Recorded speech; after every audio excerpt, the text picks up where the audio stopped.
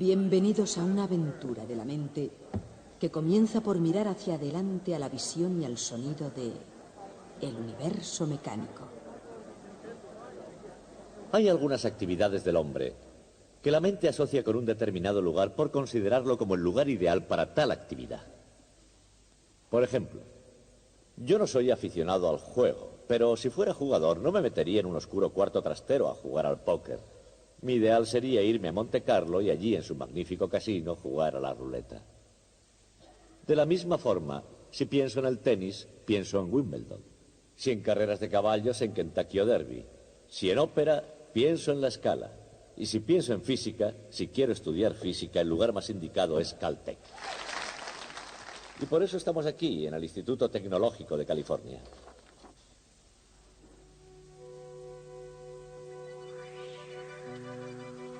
Hay una rama de la ciencia, llamada cosmología, que tiene que ver con el pasado, el presente y el futuro del universo, como un todo.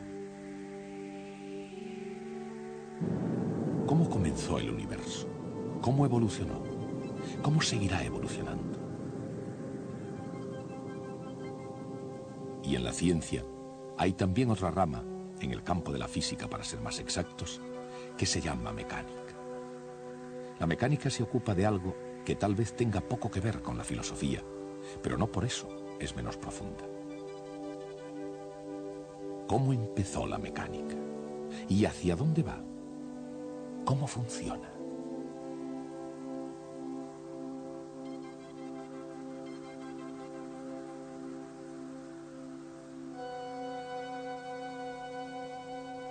Desde la más pequeña partícula hasta el más grande racimo de galaxias, ¿qué es lo que mantiene a todo en movimiento?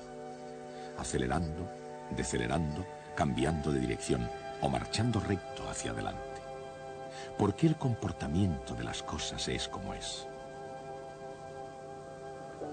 Tanto si se trata de un sólido como de un líquido, o de un gas, o de una invisible y enigmática fuerza.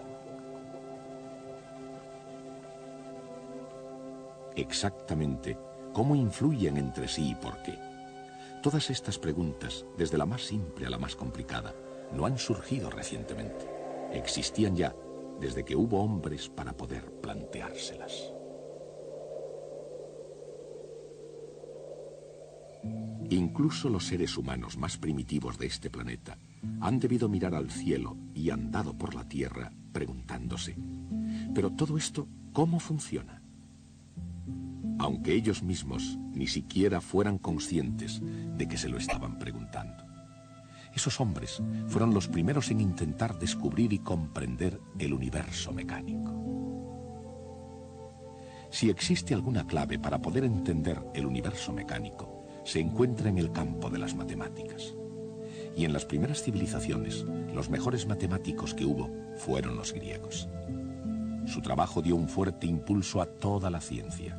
En el estudio del círculo, por ejemplo, trabajaron hasta quedar exhaustos. Y eso fue precisamente lo que dio lugar al número pi. A pesar, o mejor aún debido a tantos descubrimientos geniales, los griegos se quedaron retrasados. Una vez superada la Edad de Oro, concedieron menos importancia a las preguntas que a las respuestas. Así que el mundo, preguntándose demasiado poco, conjugó la mecánica de Aristóteles con las ideas de Platón. Y finalmente, la sabiduría tradicional acabó aceptando el sistema solar de Ptolomeo, según el cual los planetas giraban uniformemente alrededor de la Tierra exactamente en círculos. Eran respuestas en vez de preguntas que no se discutieron hasta el Renacimiento. La orientación intelectual de la civilización de Occidente acabó alineándose al inacabable argumento circular del ideal platónico. La pregunta no es exactamente por qué, a no ser que sea por qué estropear la perfección. La pregunta es, ¿cómo? ¿Cómo 1500 años después de Ptolomeo pudo romperse el círculo que era perfecto? ¿Y en qué puede parecer una contradicción lógica? ¿Cómo pudo reformarse un nuevo orden del mundo en el crisol de la revolución científica? Todo esto dio comienzo cuando un monje polaco extremadamente curioso, Nicolás Copérnico, miró las estrellas y vio las cosas con una luz diferente. En el sistema solar de Copérnico, es la Tierra la que gira alrededor del Sol y no al contrario. ¿Por qué vio Copérnico el universo de esa forma? ¿Y por qué desde un punto de vista científico su opinión hizo que Copérnico fuera el primer revolucionario del mundo? Un puente intelectual que había resistido miles de años comenzó a tambalearse con los vientos de los nuevos cambios. Los pilares de una comunidad académica de la antigüedad estaban amenazados por preguntas peligrosas.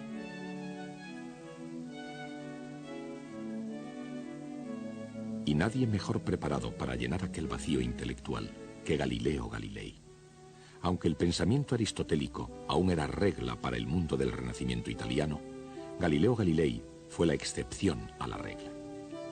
Pensaba como Copérnico y además tenía la fuerza de sus convicciones. En otras palabras, tenía la idea correcta, pero en un tiempo incorrecto. Sus comprobaciones y sus críticas se elevaron en defensa del status quo. Si la Tierra gira efectivamente, ¿por qué cuando cae una pelota desde una torre, la de Pisa por ejemplo, cae rectilínea y no cae en la ciudad próxima? Las respuestas comenzaron a ser más arriesgadas que las preguntas. La Iglesia, que le consideró tanto una amenaza para Roma como una afrenta al sentido común, le aconsejó que dejara que las cosas siguieran como estaban. Pero Galileo, tanto en la teoría como en la práctica, explicaba sus hallazgos cuando ya todo estaba dicho y hecho, y demostraba así lo que parecía ser imposible. Bien, aquí tengo una pluma y un martillo. Los dejaré caer aquí mismo. Es de suponer que los dos golpeen en el suelo a la vez. ¿Qué les ha parecido? Por lo visto, el señor Galileo tenía razón. Los descubrimientos de Galileo han servido a lo largo de la historia como un admirable ejemplo de imaginación científica en el trabajo. Con la mente puesta en el intento de aclarar el universo en términos científicos, los experimentos de Galileo le condujeron a un descubrimiento llamado el principio de inercia. Con una extraña perspicacia científica previó con exactitud la trayectoria parabólica de los proyectiles, así como la caída de los cuerpos. Incluso ahora en nuestros días, si se piensa en ello, todas las cuestiones que se plantean después de esos experimentos son tan retadoras como las de hace 3 siglos. ¿Cómo pudo Galileo calcular la trayectoria de un proyectil? Y al hacerlo, ¿cómo pudo impulsar las matemáticas hacia el futuro? En aquellos tiempos en que para creer algo era necesario demostrarlo, ¿cómo pudo refutar lo que se percibía como obvio sobre la caída de los objetos? ¿Cómo podía llegar al suelo un martillo y una pluma al mismo tiempo?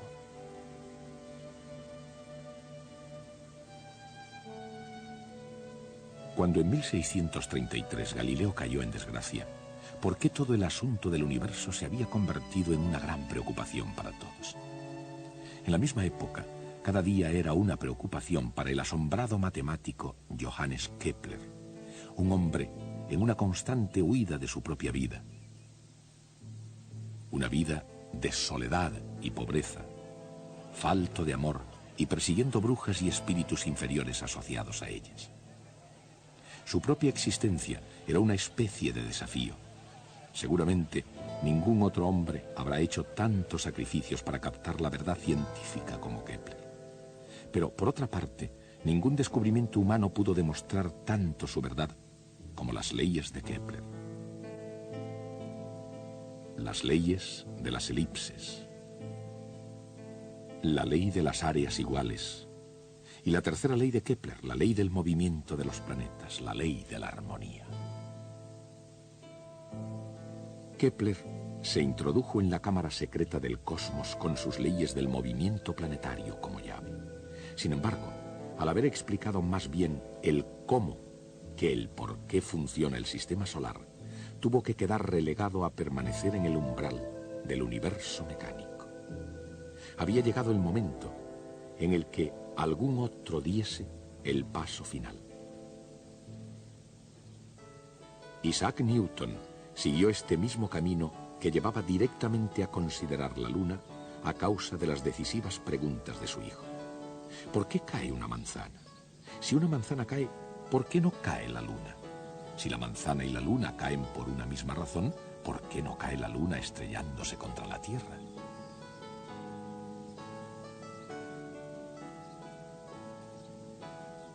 Ante estas preguntas, auténticas cuestiones para toda una vida, Newton se sentó con mucha calma y pieza por pieza fue destruyendo más que reparando toda la maquinaria del universo aristotélico de la antigüedad.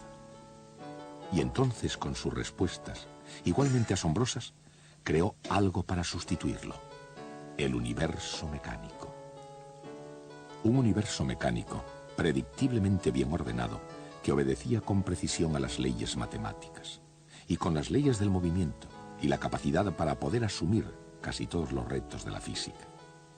Con su ley del movimiento, nada diferente al encuentro de David con el gigante Goliat, Isaac Newton aprovechó todas las posibilidades de la mecánica, armado de una aguda superioridad de fuerzas y un conocimiento muy preciso de las trayectorias. Y la ley de la gravitación universal. Newton llegó a ser un experto, más que cualquier otro ser humano antes que él. Por ello atrajo gran atención y una considerable fanfarria. No obstante, para la ciencia las respuestas son solo una parte del pasado, mientras que el futuro pertenece a las cuestiones que vayan surgiendo. Lo cual quiere decir que incluso las leyes de Newton solo fueron un comienzo en la dirección correcta. Por ejemplo, en los tiempos actuales se puede dirigir un proyectil con precisión matemática. ¿Cómo se hace eso? Parte de la respuesta es un instrumento llamado giróscopo. ¿Y cómo funciona? Y en el conjunto del universo mecánico, ¿por qué una rueda de bicicleta incluso es una especie de giróscopo? El momento angular es la clave de la respuesta. Pero, ¿qué es el momento angular? ¿Por qué es de vital importancia en el universo? Desde el borde cortante de la más lejana galaxia a los remolinos de agua que vemos en la bañera familiar, el momento angular mueve todo en círculos. Entre otras cosas, ese movimiento en círculos nos sirve para ir bien de hora. Y pocas cosas nos gobiernan hoy en día con tanta regularidad como la mecánica del tiempo. Pero desde que el hombre lo tiene en sus manos, su preocupación por él apenas es un fenómeno reciente. Lo que, en comparación, sí es muy reciente, es el fenómeno de la exactitud en el tiempo. Se fue aproximando poco a poco, día a día, durante 4000 años, hasta que por fin se llegó al entendimiento del movimiento armónico. ¿Qué es el movimiento armónico? Y cuando llega abajo y arriba, ¿cómo funciona exactamente?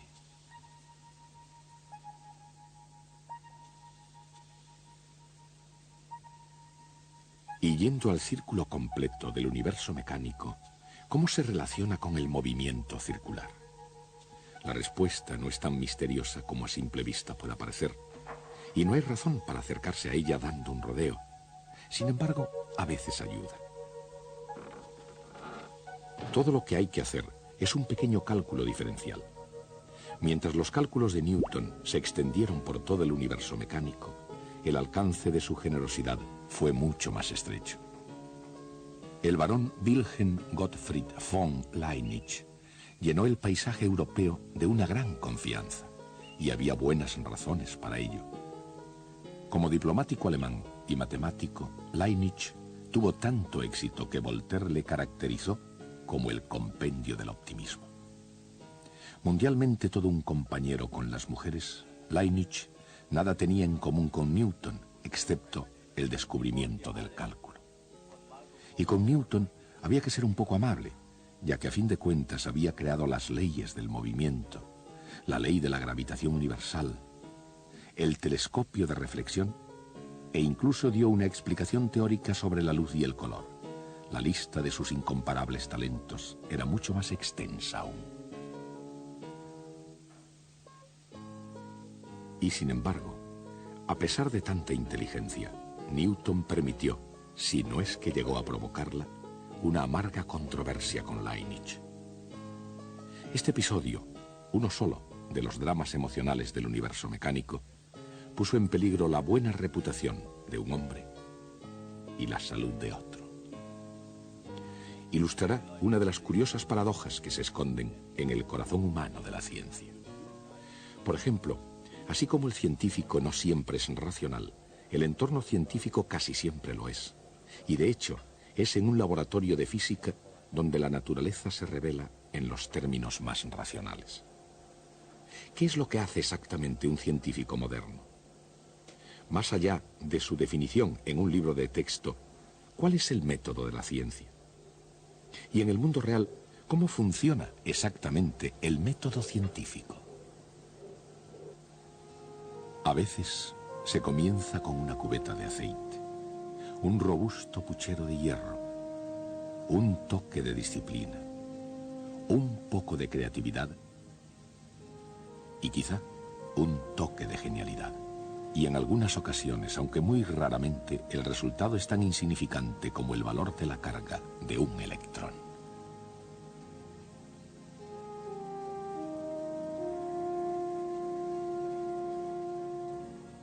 ¿Quién fue este físico y de qué medio se pudo servir para llegar a ser uno de los hombres más famosos de la historia de la ciencia? En el pasado, presente y futuro, los físicos están siempre fascinados por los misterios de la naturaleza. Por ejemplo, por la naturaleza misteriosa de la luz. Luz. Solo poder captar esa idea ha sido algo tan difícil como entender la casi incomprensible inmensidad del universo. La velocidad de la luz ha sido aún más difícil de entender. ¿Por qué tiene un valor específico? ¿Por qué se le llama constante fundamental? Y exactamente, ¿qué es una constante fundamental en la naturaleza? Henry Cavendish conoció la respuesta al medir la constante universal de la gravitación de Newton. Para medirla, Cavendish no solo pesó el extenso imperio británico, él pesó todo el planeta. ¿Cómo pudo hacer eso? Sin duda alguna, no fue jugando al billar.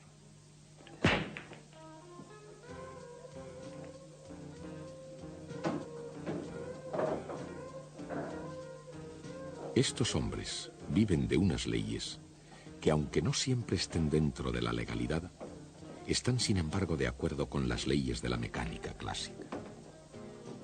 Por supuesto, no todos los hombres aquí aprecian ese hecho. La mayoría de ellos van solo a jugar un poco al billar o a aprovecharse de la experiencia por otros medios.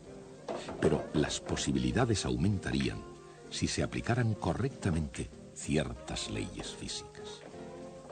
Y todos se alegrarían de los resultados.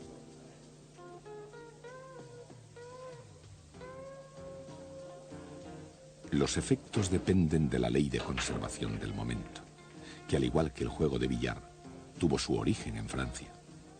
A principios del siglo XVII, René Descartes crecía en su amor por las matemáticas considerándolas una criatura de Dios.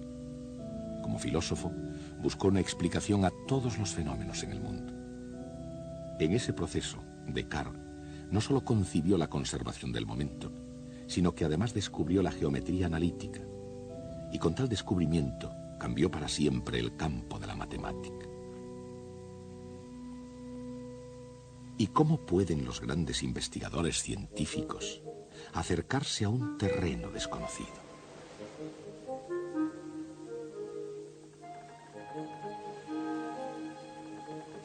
Y cuando algo ha sido ya descubierto, ¿cómo puede alguien entrometerse y reclamar el mérito?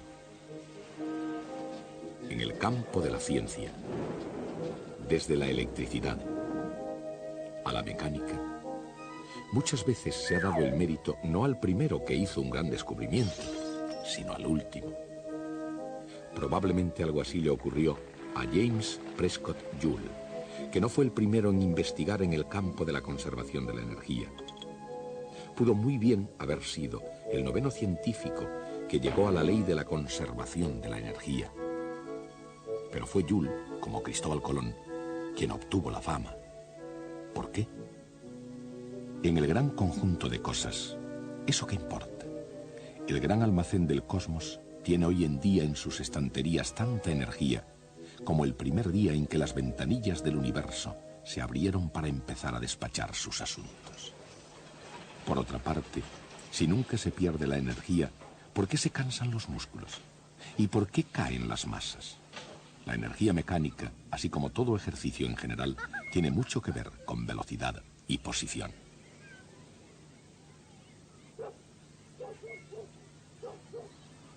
Para una perspectiva diferente de cambio en las posiciones, fíjense en el cambio de rumbo del buque. Un desafío, si es que ha habido alguno, para el universo mecánico. La electrónica sofisticada, los espléndidos dispositivos de seguimiento, personal sin comparación posible. Estos son los recursos de un guardacostas de los Estados Unidos. Y entre bastidores hay dos análisis vectoriales. En una situación de peligro o en una clase, ¿cómo puede la matemática vectorial sacarnos de la dificultad?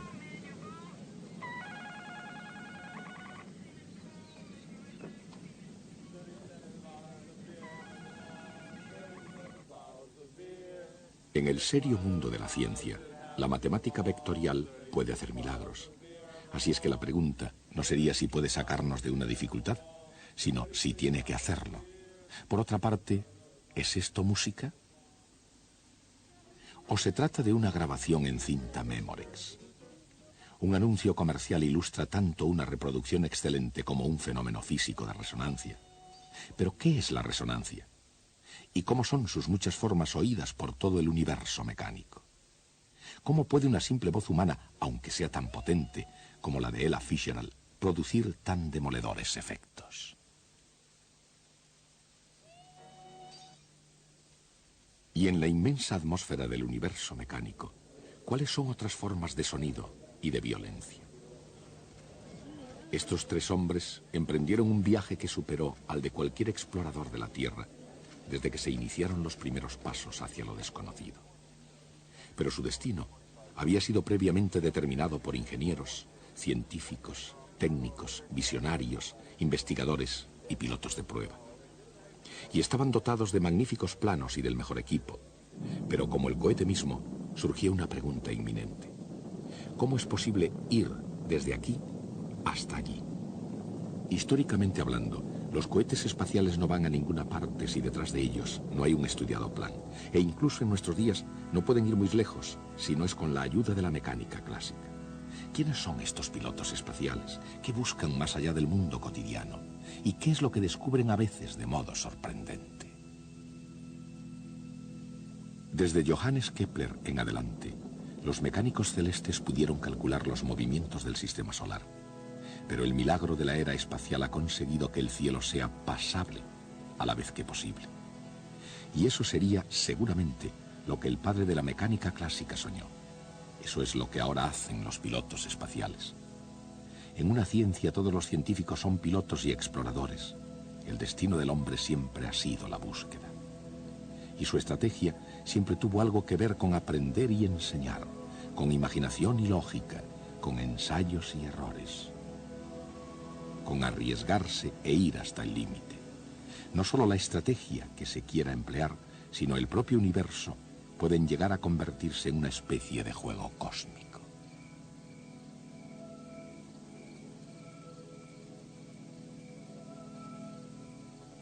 A lo largo de los años ha habido una larga lista de grandes jugadores. Algunos de ellos jugando según las reglas y otros por libre, pero todos ellos compartiendo una necesidad común. Ellos tenían que jugar en serio. Se ha jugado durante mucho tiempo y en cierto sentido, este juego nunca acabará. En mi opinión, nuestra asignatura, la mecánica clásica, forma parte del más importante descubrimiento en la historia de la humanidad. Antes, la visión que nosotros teníamos del universo era la misma que habíamos heredado de los antiguos griegos, especialmente de Platón y Aristóteles. Las esferas de cristal de los cielos eran inmutables, serenas, eternas y perfectas. Y solo aquí abajo, en este mundo inferior, había confusión, decadencia, desorden y muerte. Era una visión destinada a ponernos en nuestro sitio. La Tierra era el centro del universo Y nosotros fácilmente pudimos imaginarnos que éramos el objetivo de la creación. Pero llegaron Copérnico, y Kepler, y Galileo, y Newton. Y entonces nos encontramos con que estábamos viviendo en una mota de polvo en un rincón perdido del universo. Ni por lo más remoto hubieran pensado Platón y Aristóteles, ni tan siquiera en sueños, en hacernos una cosa así. La vida hoy no es muy diferente a lo que era hace 2000 años. En lo esencial, la condición humana no ha cambiado considerablemente, pero sí cambió algo de modo definitivo. Hemos descubierto nuestro lugar en el universo. Por eso este descubrimiento es tan importante. Ahora nuestra tarea consiste en conocer qué se descubrió exactamente, cómo se llegó a ello y quién lo hizo. Comenzaremos por uno de los más importantes hallazgos de Galileo Galilei. Ese será nuestro próximo tema.